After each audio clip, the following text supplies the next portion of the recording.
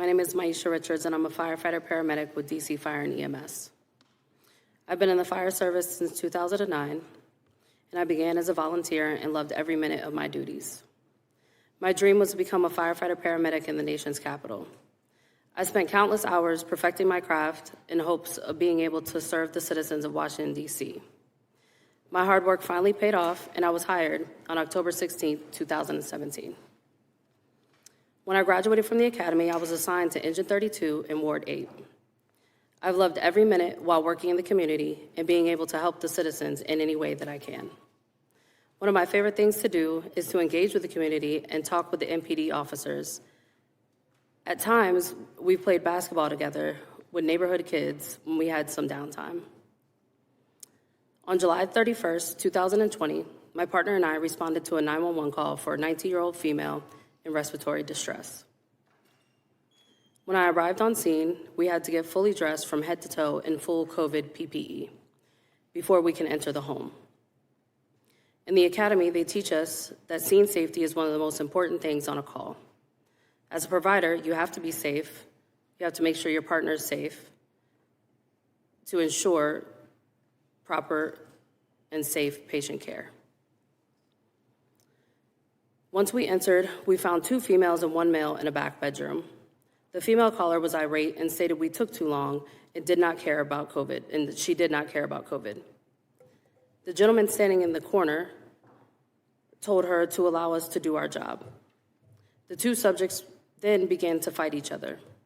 My partner and I did what we were trained to do, which is get out of the house and call a 1033 code to bring police for help. I made it to the landing of the steps, reached for my radio, and before I could call the 1033, both of the females jumped over the banister onto the landing and began to punch and kick me while pulling my hair and holding my head down in place, naturally making the radio fall down the flight of steps. The man on scene stood holding my partner at the top of the stairs.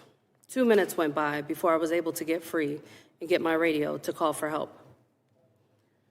I suffered a severe concussion and had a laceration above my eye, which required stitches. These were the physical wounds that in time healed. However, the mental impact will last a lifetime. Since this event, I have been to the Center of Excellence, which is a rehab and mental health facility for firefighters. I'm having to learn how to live with PTSD and still do the job I love without being anxious and fearing for the worst on every call.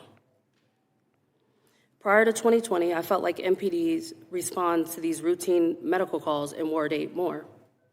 Their police presence was all that was needed to ensure our safety and to make sure the citizens were safe and able to get the care without any violent interruptions. I feel safer on the job when I know MPD is either there or just a quick call away. And we as a department are grateful for them, especially when they're looking out for us on these streets.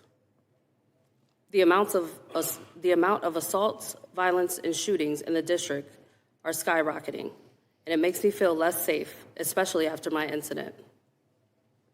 Just this week, my coworkers can be heard screaming over the radio for a 1033 because an agitated patient tried to climb into the driver's compartment, maybe even trying to steal the ambulance. During all of this chaos, a gunshot wound victim was dropped off in the same place.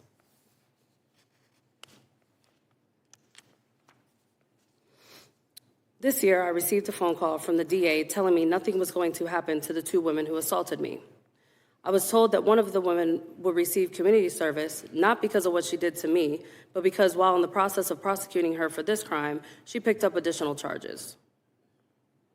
The other woman's charge would be dropped. I love this city, but we need to do better, and our first responders need to feel safe.